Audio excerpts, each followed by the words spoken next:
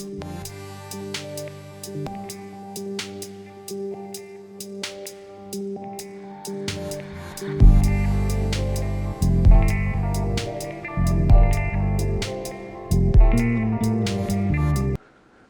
beta, the next thing we are going to take up is the oblique projectile. Horizontal projectile हुआ, काफी कुछ हो गया उसमें। अब उससे भी मेन बात यार, ऑब्लिक प्रोजेक्टाइल। अगली बात ऑब्लिक प्रोजेक्टाइल, थोड़ा फास्ट कर लेना काम।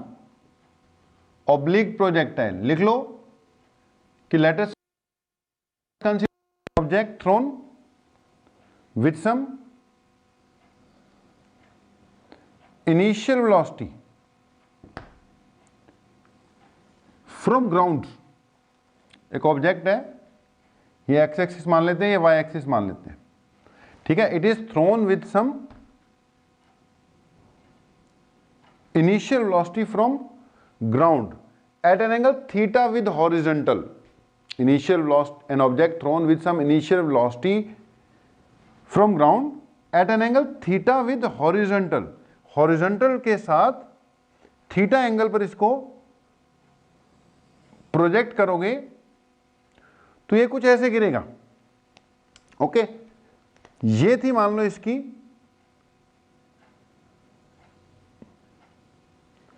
Initial velocity. इस पर्टिकुलर डायरेक्शन में इसको प्रोजेक्ट किया बेटा at an angle theta with horizontal. This is बेटा इट्स इनिशियल वेलोसिटी। ये मान लो इसकी क्या थी, इनिशियल वेलोसिटी। इस बार हॉरिजॉन्टल नहीं, इस बार एंगल पे फेंकी। ये एक्स एक्सिस, ये वाई एक्सिस, इसको फिर वही बात ए मानेंगे। कई चीजें कैलकुलेट करनी होंगी इसमें। टारगेट पे होगा नंबर वन, वही हमें इसकी बच्चे इक्वेशन ऑफ मोशन कैलकुलेट करनी है एक तो, यानी ट्रेजेक्ट्री। दूसरे नंबर पे इसमें फिर वही एंड तक गिरने का टाइम ऑफ फ्लाइट कैलकुलेट करना है। फिर यहां से यहां तक गिरते गिरते आगे कितना चले जाएगा, यानी हॉरिजॉन्टल रेंज। तो equation of motion, time of flight, horizontal range calculate करनी होगी। वेलोसिटी एट एनी इंस्टेंट तो करेंगे तो चार चीजें वो तो कैलकुलेट करनी है जो पिछली बार कैलकुलेट की थी। एक नई चीज आ जाएगी बेटा, उसमें तो हाइट से फेंका था, हाइट नहीं कैलकुलेट करते, हाइट तो गिवन होती है। यहां तो नीचे से फेंका तो नीचे से फेंका तो ऊपर भी जाएगा, ऊपर भी जाएगा तो इसकी मैक्सिमम ऊपर कितना जाएगा, यानी हमें इसकी मैक्सिमम हाइट अटेन्ड भी कैलकुलेट करनी पड़ेगी। ओके, तो एक तो कैलकुलेट करेंगे equation of motion, time of flight, कई चीजें कैलकुलेट करेंगे। थोड़ा काम लंबा है, जल्दी जल्दी खींचते हैं। ओके, स्टार्टिंग फिर वही कि जब हमने इसको फेंका तो यार इनिशियल वेलोसिटी इन एक्स डायरेक्शन तो जीरो है। नहीं, इनिशियल वेलोसिटी इन एक्स नहीं, एक्सेलरेशन इन एक्स डायरेक्शन क्या रहेगी, जीरो। ओके, यहां पर तो इनिशियल वेलोसिटी भी है भाई, फाइनल वेलोसिटी भी है, कुछ ना कुछ एक्स में भी है, वाई में भी है। अगर बेटा मैं इसके यहां पर पहले यू बनाते हैं, ए वाली बात बाद में करते हैं, दो कंपोनेंट कर दूं तो आप समझ सकते हो इस यू के दो कंपोनेंट किए। ये इसका बच्चे एक्स कंपोनेंट हो गया and this is its y component.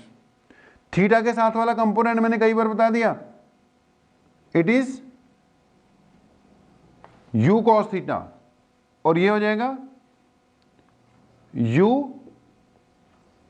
Sign theta. तो बच्चे यू एक्स क्या हो गया, u cos theta, u y हो गया यू साइन थीटा। जो ए एक्स है वो तो जीरो है, एक्स डायरेक्शन में कोई एक्सेलरेशन नहीं है।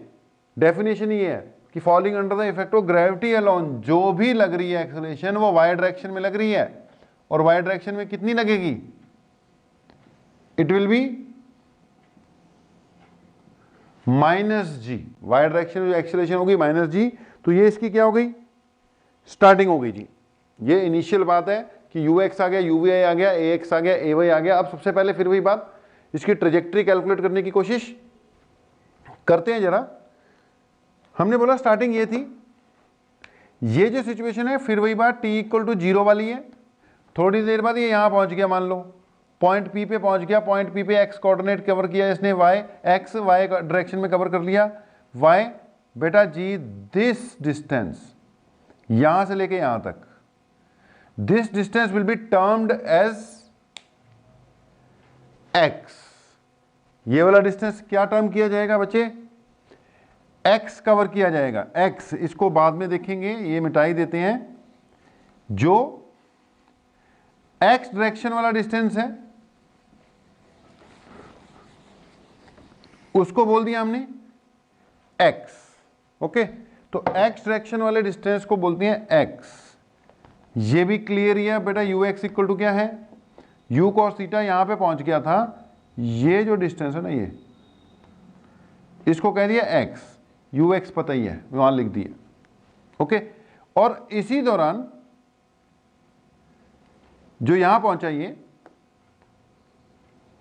ये जो डिस्टेंस है ये y हो गया, तो एक x हो गया बच्चे, एक क्या हो गया? y हो गया। ओके जी, अब यहां पर इस जगह पर अगर मैं कहूं टाइम t में, ये t इक्वल टू बेटा 0 वाली सिचुएशन थी, जो O पॉइंट था तुम्हारा, ये t इक्वल टू t वाली सिचुएशन है। यहां पे टाइम किसके इक्वल आ गया? t के इक्वल आ गया, ये t इक्वल टू t वाली सिचुएशन हो गई। अब अगली बात ये है, मैंने बोला फॉर x डायरेक्शन,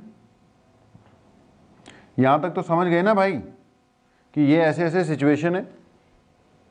सबसे पहले नंबर मैंने जो लिखा था, इक्वेशन ऑफ मोशन यानी ट्रेजेक्ट्री की इक्वेशन कैलकुलेट करने जा रहे हैं हम, उसके लिए 0 पे यहां पर था, चलते चलते टाइम t में कहां पहुंच गया? P पर। उस टाइम t में उसने x डायरेक्शन में कितना कवर किया?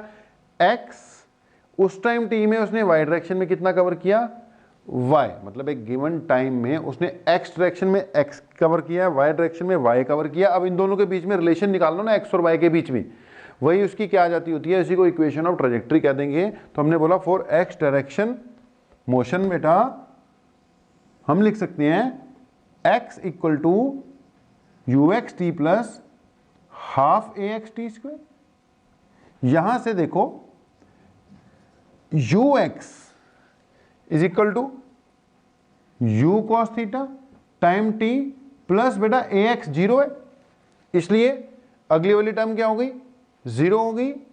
यहां पर अगर मैं सॉल्व करूं तो t इक्वल टू आ जाएगा x divided by u cos theta. इसको बना के रख लो, t is equal to x divided by u cos theta.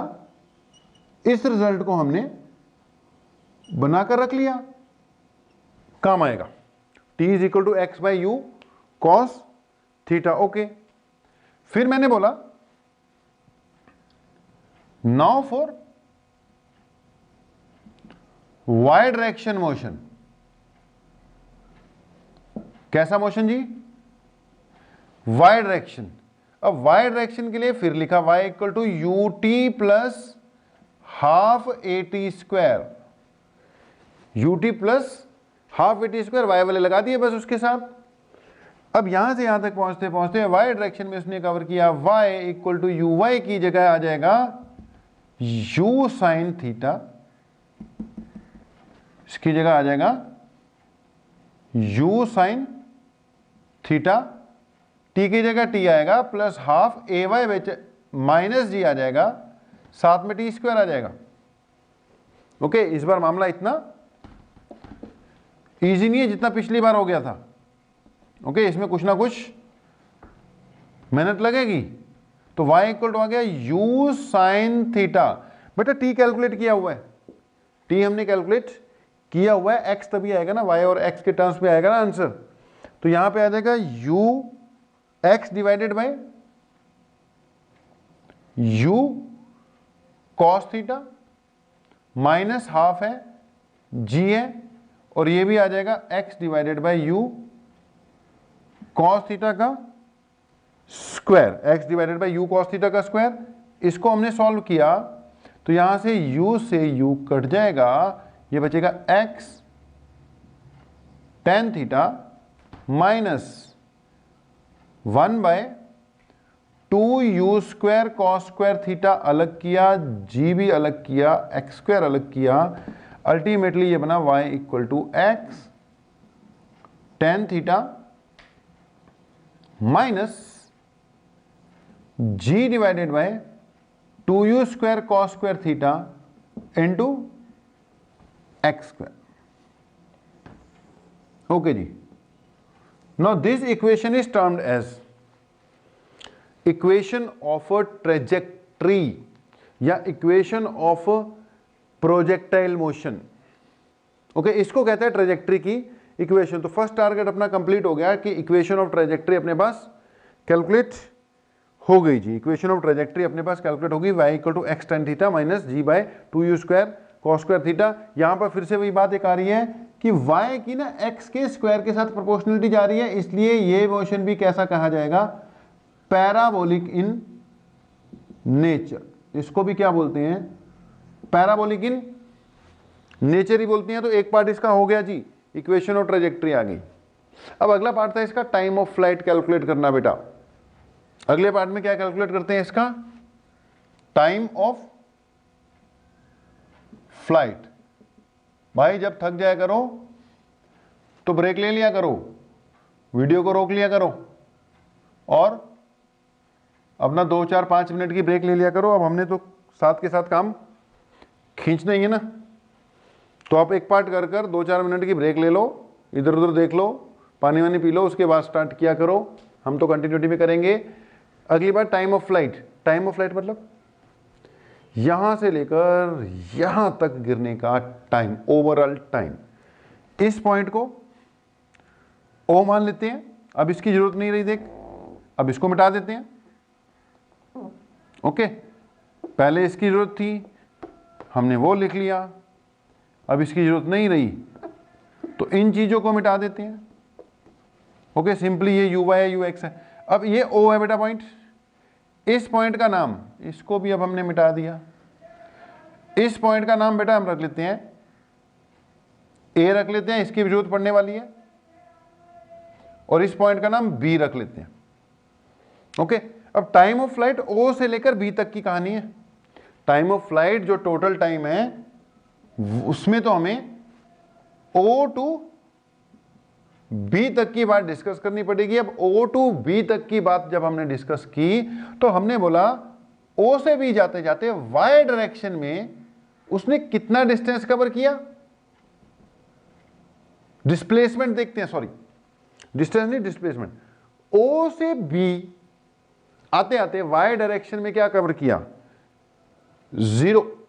ओ से बी जाते जाते वाई डायरेक्शन में कितना कवर किया उसने, 0, क्योंकि बेटा जितना ऊपर गया उतना ही नीचे आ गया। ओ से बी पहुंचते पहुंचते वाई डायरेक्शन में 0 कवर हुआ। ओ से बी पहुंचते पहुंचते टाइम कितना लग गया, टाइम ऑफ फ्लाइट के इक्वल ओ से बी आते आते टाइम कितना लगा उसे,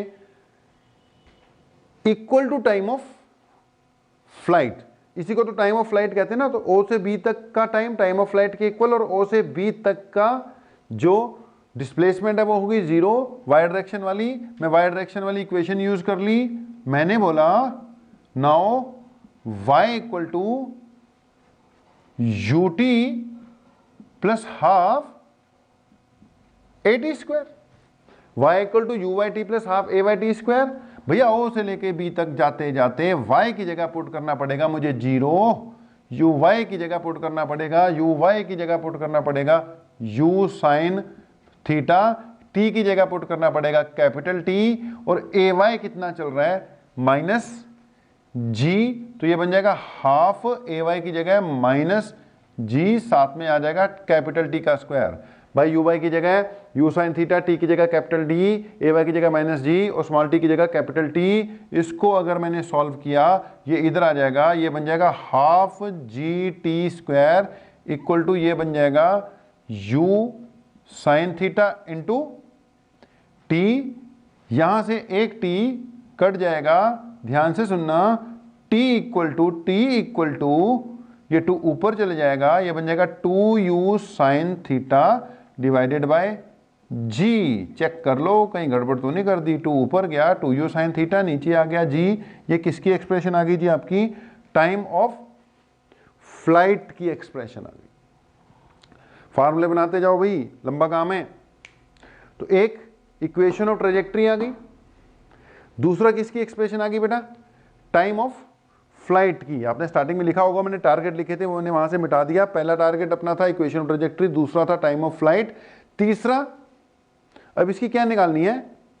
हॉरिजॉन्टल रेंज निकालनी है। बेटा हॉरिजॉन्टल रेंज इस पूरे डिस्टेंस को कह रहे हैं हम, यहां से यहां तक वाले डिस्टेंस को कह रहे हैं हॉरिजॉन्टल रेंज। तो अब हॉरिजॉन्टल रेंज के लिए भी एक्स डायरेक्शन मोशन का इक्वेशन यूज करनी पड़ेगी। तो मैंने अगली बात बोली, फॉर हॉरिजॉन्टल रेंज लिख लो, motion from A to B चाहिए।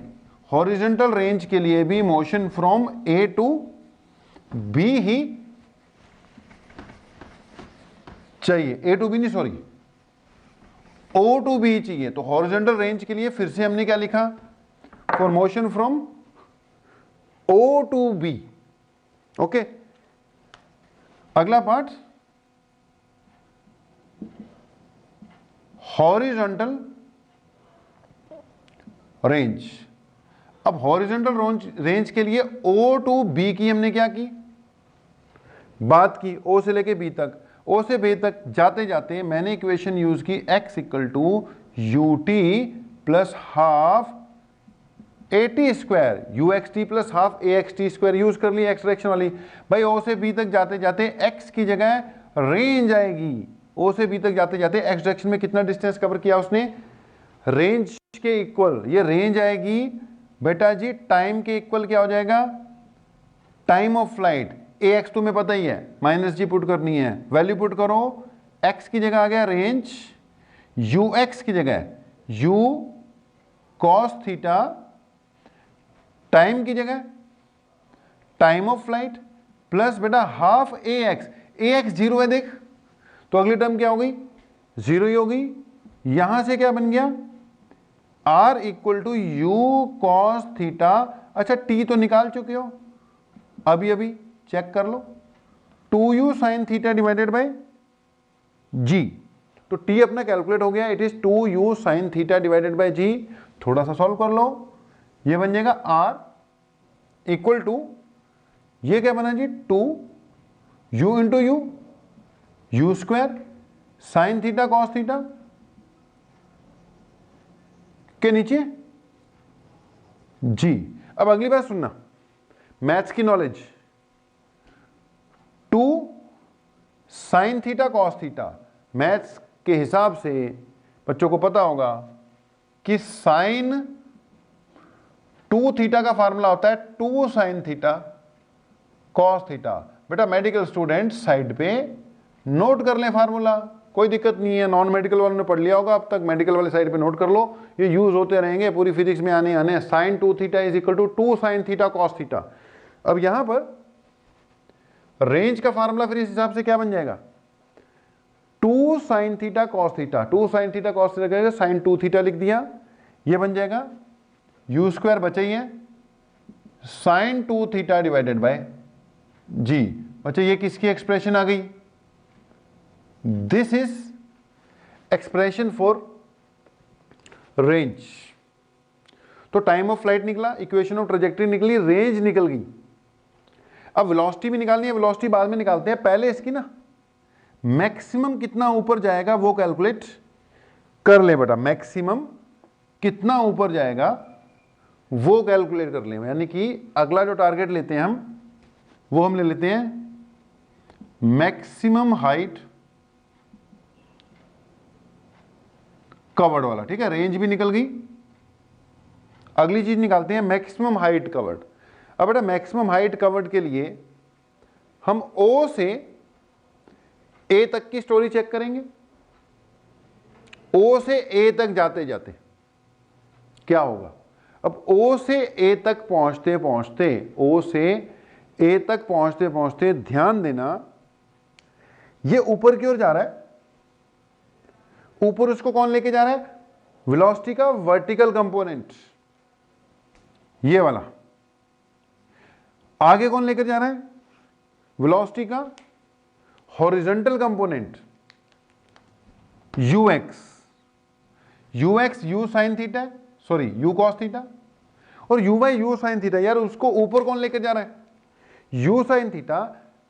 अब हॉरिजॉन्टल डायरेक्शन में तो कोई एक्सेलरेशन है नहीं, हॉरिजॉन्टल वेलोसिटी को तो कोई फर्क पड़ने वाला है नहीं, लेकिन बेटा वर्टिकल डायरेक्शन में नीचे की ओर एक्सेलरेशन है, तो ये इसको ऊपर लेके जा रहा है, लेकिन g इसको नीचे की ओर लग रही है। दैट मीन्स जैसे जैसे वक्त बढ़ेगा इसका y कंपोनेंट क्या होता जाएगा, कम होता जाएगा। हाईएस्ट पॉइंट पर पहुंचकर, एट हाईएस्ट पॉइंट पर पहुंचकर जो वेलोसिटी का y कंपोनेंट है एक पल के लिए क्या हो जाता है, 0 हो जाता है बेटा, क्योंकि नीचे की ओर एक्सेलरेशन। वैसे भी कोई पत्थर भी ऊपर फेंको तो हाईएस्ट पॉइंट पे पहुंचते पहुंचते पहुंचते एक पल के लिए उसने क्या होना होता है, 0 होना होता है ना।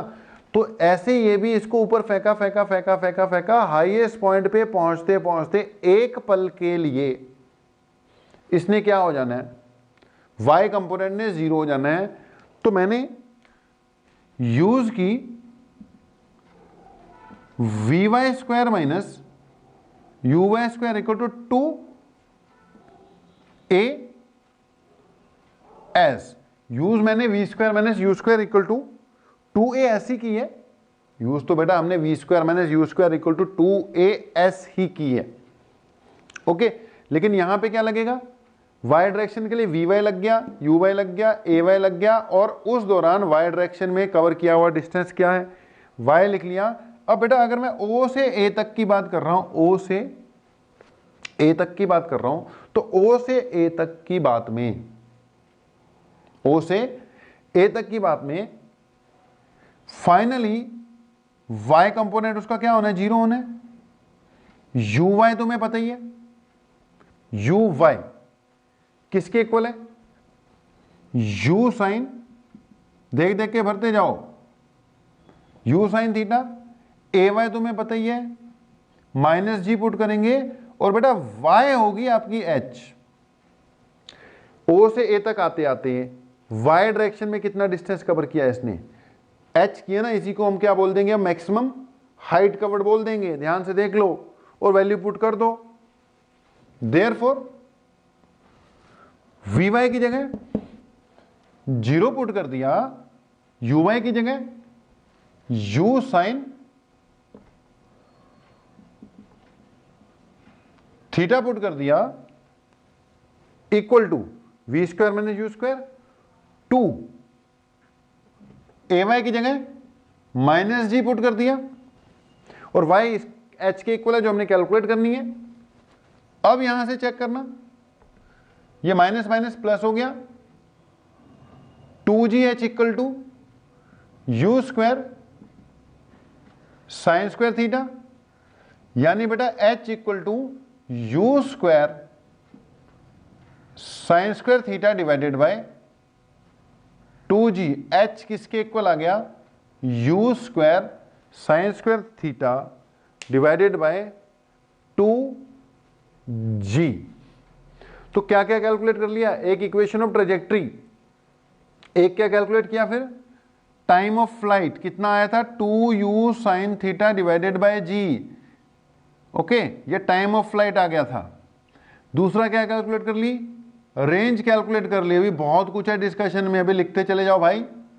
रेंज आ गई u square sine 2 theta divided by g. फिर क्या कैलकुलेट कर ली, हाइट भी कैलकुलेट कर ली है।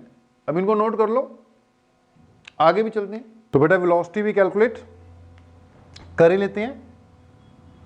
एक चीज रह गई अपनी, वेलोसिटी एट एनी इंस्टेंट। ये आपका x था, ये आपका y था, ऐसे करके हमने इसको फेंका था, ओके। ये कोई भी पॉइंट है बीच का जिसके कोऑर्डिनेट x है और y है। बेटा इस पॉइंट पर हमने इसकी क्या निकालनी है, वेलोसिटी निकालनी है। तो बेटा इस पॉइंट पे वेलोसिटी के दो कंपोनेंट होंगे इसके, एक होगा इसका x कंपोनेंट, एक होगा इसका y कंपोनेंट। अगर दोनों आ जाएंगे तो वेलोसिटी तो आ ही जाएगी, √vx² प्लस vy² करके। अब बेटा vx कैलकुलेट करने के लिए हम v वाली इक्वेशन लगा देंगे, x वाली, v = u + at, लेकिन यहाँ x चलेगा, और ऐसे v = u + at, यहाँ पर y चलेगा। अब आपको पता ही है ux कितना है, u cos थीटा, uy कितना है, u sin थीटा। तो अगर मैं इसका x कंपोनेंट निकालता हूं तो यहां पर आ जाएगा vx = ux की जगह u cos थीटा, और ax तो बच्चा जी 0 चल रहा है, तो vx = क्या आ गया, u cos theta. x direction में कोई एक्सेलरेशन नहीं है, ax आपको पता है 0 चल रहा है, ay आपको पता है -g चल रहा है। ओके, सिमिलरली हम vy निकाल लेंगे, vy की जगह uy कितना है, u sin थीटा प्लस ये -g है, ये t है, तो यहां से vy कितना आ गया, u sin theta -gt। Okay, तो vx भी आ गया, vy भी आ गया, बेटा यहां पे वैल्यू पुट कर दो, तो ओवरऑल इसकी क्या निकल जाएगी, इस पर्टिकुलर इंस्टेंट ऑफ टाइम पे v कैलकुलेट हो जाएगी। अब v तो कैलकुलेट हो गई, मैग्नीट्यूड यहां से आ जाएगा, लेकिन इसकी कुछ ना कुछ डायरेक्शन भी होती है, तो डायरेक्शन के लिए मैंने इसको मान लिया अल्फा, कि लेट ये जो वेलोसिटी है x एक्सिस के साथ कितना एंगल बना रही है, अल्फा एंगल बना रही है। तो अगर ये x एक्सिस के साथ अल्फा एंगल बनाती है, तो आपको पता ही है ये जो डायरेक्शन है हम कैसे निकालते होते हैं, tan अल्फा वाले तरीके से निकालते होते हैं। तो यहाँ पर अगर मैंने यहाँ पे इसको लिखा tan alpha = perpendicular by base लिखा, परपेंडिकुलर vy है और बेस vx है, चेक कर सकते हो, ये बन गया vy/vx। तो यहाँ से tan अल्फा किसके इक्वल आ गया, vy/vx। vy कितना है, u sin theta -gt, value put करके अपने आप करना फिर मौके पर, इसको यहीं पे रहने देते हैं, vy/vx। vy बेटा साइड पे कैलकुलेट कर लेते होते हैं, vx साइड पे कैलकुलेट कर लेते होते हैं, और यहाँ से फिर tan अल्फा से अल्फा आपका आ जाएगा। वो ट्रिग्नोमेट्रिक टेबल देखना होगा, आपको बता रखा है। तो ऐसे कुछ वेलोसिटीज निकालते हैं। अब पॉइंट टू बी नोटेड यहाँ पर ये रहा कि जो x कंपोनेंट है ना वेलोसिटी का, उसमें देखो कोई चेंज नहीं आया, इनिशियली भी जब शुरू हुआ था तब भी ux u cos थीटा ही था, और फाइनली भी vx भी कितना आ रहा है, u cos थीटा आ रहा है, तो आएगा ही भाई। x डायरेक्शन में एक्सेलरेशन तो है ही नहीं है ना, y कंपोनेंट में चेंज आते हैं, x कंपोनेंट में कोई चेंज नहीं आते, चाहे यहां हो, यहां पहुंच गया, यहां पहुंच गया, यहां पहुंच गया, यहां पहुंच गया, यहां पहुंच गया, यहां पहुंच गया। ओके, इसकी वेलोसिटी यहां पर इस दिशा में है, यहां इस दिशा में है, यहां इस दिशा में है, दिशा बदलती जा रही है। ओके, दिशा बदलती जा रही है। अब दिशा तो बदलती जा रही है, अगर मैं यहां पर इसका x कंपोनेंट लेता हूं, ये ux है, ये vx है, ये भी vx है, ये भी vx है, ये भी vx है, ये भी vx है, और ये भी vx है।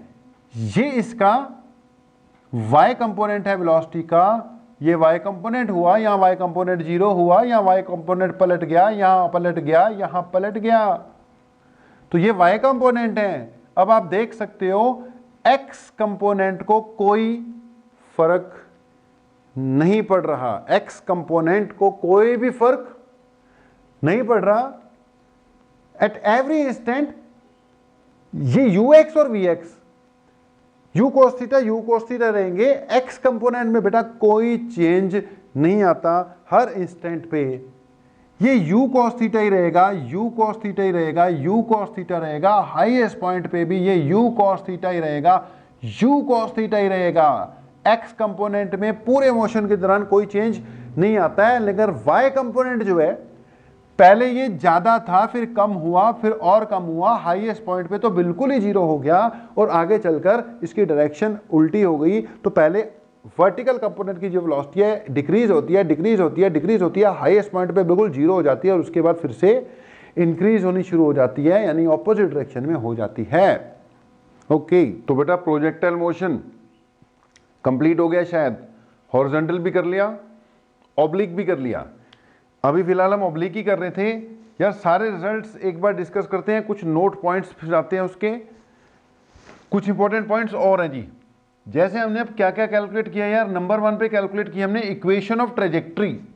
इक्वेशन ऑफ ट्रेजेक्ट्री क्या आई थी भाई, y equal to x tan theta minus half g by u square cos square theta into x square.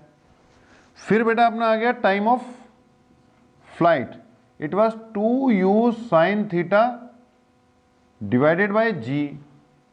तीसरे नंबर पे हमने क्या कैलकुलेट किया इसमें, हाइट, मेरे ख्याल से ये थी u square sine square theta divided by 2g।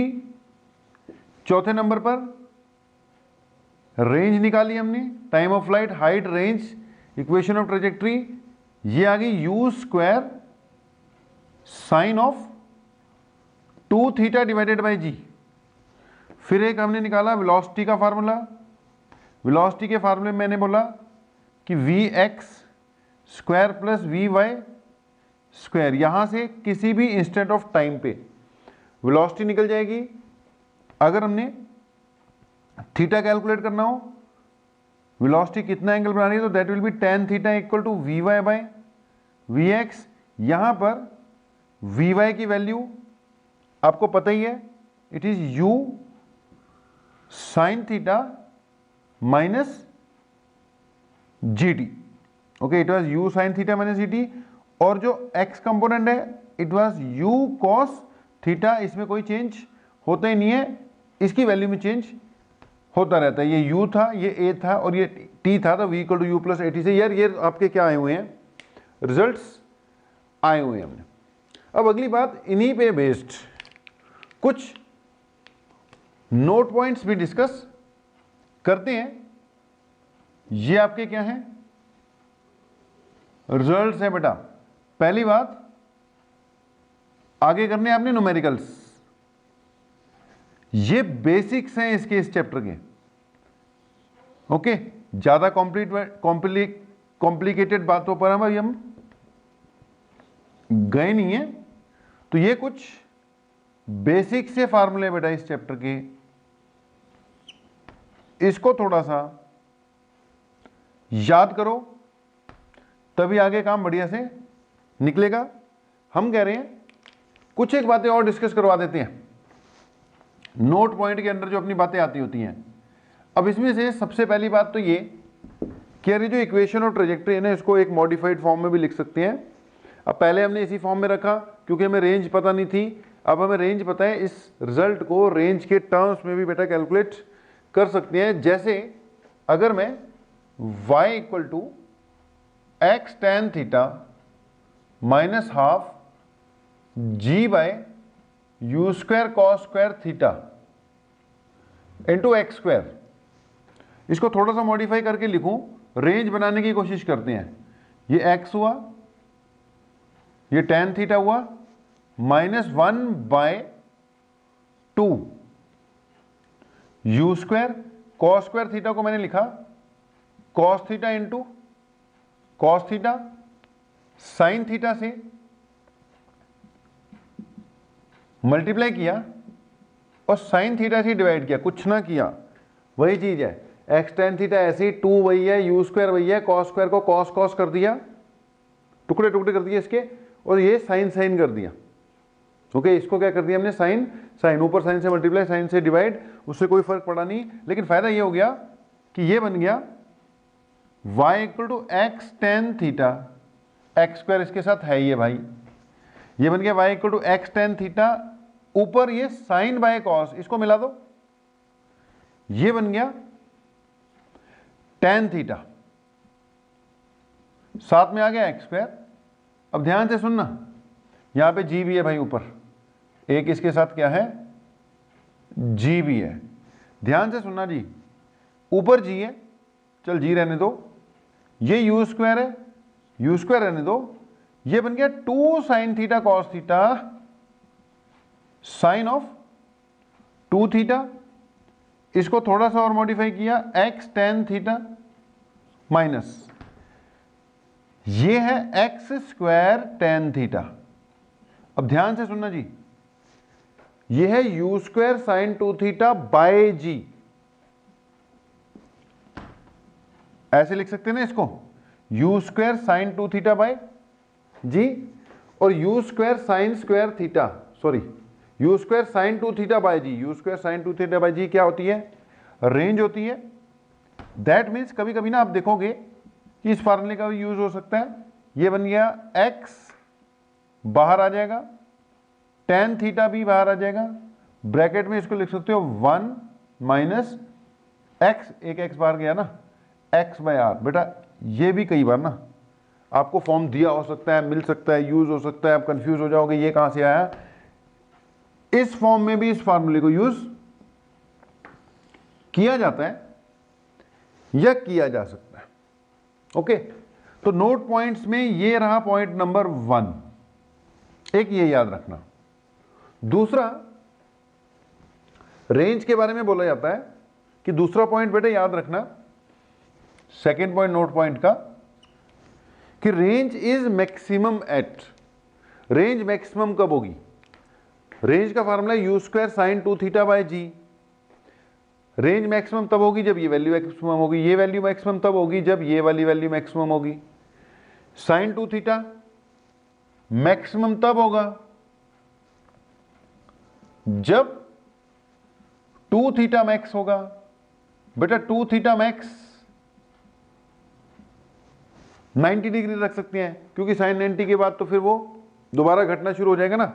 तो साइन 2 थीटा की मैक्सिमम वैल्यू तभी आएगी जब 2 थीटा की वैल्यू 90 होगी, यानी 2 थीटा कितना होगा, 45 डिग्री होगा। याद रखना, range is maximum at 45 degree. Range की वैल्यू 45 डिग्री पे क्या होती है, मैक्सिमम होती है। यानी अगर आप मार रहे हो ना दूर किसी चीज को, 45 डिग्री पे फेंकोगे तो ये मैक्सिमम दूरी पर जाएगी। 45 डिग्री पे फेंकोगे तो ये मैक्सिमम दूरी पर जाएगी। तो थीटा इक्वल टू 45 डिग्री होगा, रेंज मैक्सिमम होती है। यानी अगर हमें आर मैक्स फाइंड करनी है तो it will be u square by g, क्योंकि यू स्क्वायर बाय जी बचेगा साइन 90, क्योंकि 45 पुट किया तो 2 इंटू 45 90 हो जाएगा। साइन 90 की वैल्यू 1 होती है। बेटा रेंज की मैक्सिमम वैल्यू 45 डिग्री पे आएगी और रेंज की मैक्सिमम वैल्यू होती कितनी है, it is u square by g. याद रखना, u square divided by g. एक ये हो गया। तीसरा पॉइंट और देख लो। तीसरे नोट पॉइंट में आप नोट कर लेना, मतलब ये टिप्स एंड ट्रिक्स ही हैं, याद रखनी है। जो वो डेरिवेशन टाइप तो हो गया अब पहले आपका। थर्ड पॉइंट में आपने याद रखना है कि चाहे थीटा पे फेंको, चाहे 90 माइनस थीटा पे, चाहे थीटा पे चाहे 90 माइनस थीटा पे, बेटा रेंज क्या रहेगी, सेम रहेगी। रेंज थीटा पे हो 90 माइनस थीटा पे, रेंज क्या रहती है, सेम। इसको अब देखो आसानी से प्रूव भी किया जा सकता है। कई बार ना 2 नंबर का क्वेश्चन आ जाता है कि prove that range will be same at theta as well as 90 minus theta. ध्यान से सुनना, चाहे आप थीटा पे फेंको, ये एंगल मान लो थीटा है, चाहे आप 90 माइनस थीटा पे फेंको, रेंज विल बी सेम। यानी 30 डिग्री एंड 60 डिग्री, ये 30 हुआ ना, वो 90 माइनस 30 60 हो गया। दोनों पे बेटा रेंज क्या रहेगी, सेम रहेगी। अब इसको सिंपल से तरीके से प्रूव भी किया जा सकता है। हमें पता है रेंज का फार्मूला क्या होता है, u square sine 2 theta by g. Okay, तो बेटा थीटा एंगल पे रेंज कितनी है, अगर एंगल थीटा हो तो रेंज का formula u square sine 2 theta by g हो गया। ओके, बहुत बढ़िया। लेकिन अगर मैंने कितने एंगल पे फेंका इसको, 90 माइनस थीटा पे, तो रेंज का फार्मूला क्या होगा, यू स्क्वायर साइन 2, एंगल कितना 90 माइनस थीटा है ना, फार्मूला क्या है बेटा, u square sine 2 theta. If you have thrown it at theta तो ये बना u स्क्वायर साइन 2 थीटा। अगर हमने इसको थ्रो किया था 90 माइनस थीटा पे तो ये बनेगा u स्क्वायर साइन 2 थीटा की जगह क्या आ जाएगा 90 माइनस थीटा। ओके जी, तो ये हो गया u square sine 2 90 minus theta divided bye g। Okay, यानी 90 माइनस थीटा पर जो रेंज आ रही है वो आ रही है u square sine 180 minus 2 theta. Bracket खोल दी भाई, ये कितना बन गया u square sine 180 minus 2 theta. अब आपको पता होना चाहिए sine 180 minus theta is equal to sine theta. तो sine 180 minus 2 theta is equal to sine 2 theta. यार sine 180 minus theta sine theta, sine 180 minus x sine x, sine 180 minus y sine Y, sign 180 minus 2 theta किसके equal हो गया sign 2 theta. तो sine 180 minus 2 theta को क्या लिखा जा सकता है, ये बन जाएगा u square sine 180 minus 2 theta sine 2 theta ही हो जाएगा। नीचे क्या आ जाएगा g आ जाएगा। आप चेक कर सकते हो कि थीटा पे भी रेंज वही आ रही थी u square sine 2 theta by g, और 90 माइनस थीटा पे भी रेंज वही है u square sine 2 theta by g. कहने का मतलब यू थ्रो एट 30 डिग्री और 60 degree, range will be same. 30 पे फेंको 60 पे फेंको, रेंज क्या रहेगी सेम रहेगी। मतलब जितने भी ये एंगल्स बनते होंगे ना, या 40 पे कर दो या 50 पे कर दो, 40 और 50 पे रेंज क्या आती है सेम आती है। या इधर 25 डिग्री कर दो और 90 में से 25 निकाल दोगे तो कितना आ जाएगा 65 डिग्री। 25 पे 60 पे 40 पे 50 पे 30 पे 60 पे सब पे रेंज क्या रहती है बेटा सेम रहती है। ओके, मान लो अगर फुटबॉल खेली हो ना, तो फुटबॉल खेलते वक्त ये फंडा लग जाता है। फंडा ये लग जाता है कि अगर तो सामने ऑपोजिशन वाला भी है तो वो ऊंची मार देता है, उतनी एंगल पे ऊंची मार देगा जिसको उसने पास देना होगा, तो उसके ऊपर से निकल जाएगी, रेंज सेम ही रहेगी। अगर बीच में कोई नहीं है तो कम एंगल पे भी मार देगा, चल जाएगा। अगर बीच में ऑपोजिशन वाला है तो वो एंगल बढ़ा देता है, लेकिन लगभग वहीं की वहीं पहुंचा देता है बॉल को। तो इसको भी नोट कर लो।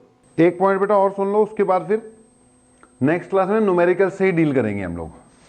अब कई बार वो क्वेश्चन डाल देता है कि अब आपका प्रोजेक्टाइल जो है ये ऐसे जा रहा है। अब बेटा जब इसने फेंका था इसको, जब स्टार्टिंग हुई है इसकी, स्टार्टिंग में वेलोसिटी u थी।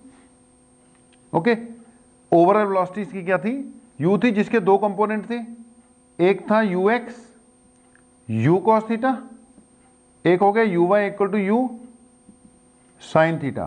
बेटा अगर वो कहे काइनेटिक एनर्जी, तो काइनेटिक एनर्जी कितनी थी half m u square, half m v square है, लेकिन शुरू में इनिशियल काइनेटिक एनर्जी उसके पास कितनी थी हाफ m u स्क्वायर थी। मान लो थोड़ी देर बाद लेट ये टॉप पे पहुंच गया। ओके, अब टॉप पे उसके पास कितनी काइनेटिक एनर्जी होगी, अगर हमने वो कैलकुलेट करनी है तो बेटा टॉप के पे जाते जाते अब इतना तो पता लग ही गया, उसके पास बस वेलोसिटी का कॉस कंपोनेंट ही रह जाता है। टॉप पे पहुंचते पहुंचते वेलोसिटी का कॉस कंपोनेंट रह जाता है, वाई कंपोनेंट एक पल के लिए जीरो हो जाता होता है। तो अगर हम टॉप पे जाकर देखते हैं तो उसकी जो एनर्जी आएगी टॉप, वो आ जाएगी हाफ m। टॉप पे जो वेलोसिटी थी, टॉप पे वेलोसिटी है u cos थीटा, इसलिए फिर इसकी एनर्जी का फार्मूला बन जाएगा half m u square cos square theta. अब half m u square, half m u square पुरानी एनर्जी है, यानी एक ये भी फार्मूला सा चलता रहेगा यार, E dash equal to half, sorry इसको तो क्या लिख दूंगा मैं, ई ही लिख दूंगा, it will be E dash equal to E cos square theta, it will be equal to E cos square theta, कभी कभी ना डायरेक्ट फार्मूले यूज करने के लिए आ जाते हैं, तो E dash is equal to E cos square theta, ये भी यूज होगा। ओके, ये कहां की एनर्जी है, लेकिन सिर्फ टॉप पे कितनी एनर्जी है वो ये बताता है। टॉप पे एनर्जी का फार्मूला ई कॉस स्क्वायर थीटा, फार्मूले नोट करो, इसके बाद न्यूमेरिकल्स पे हम जा रहे हैं जी।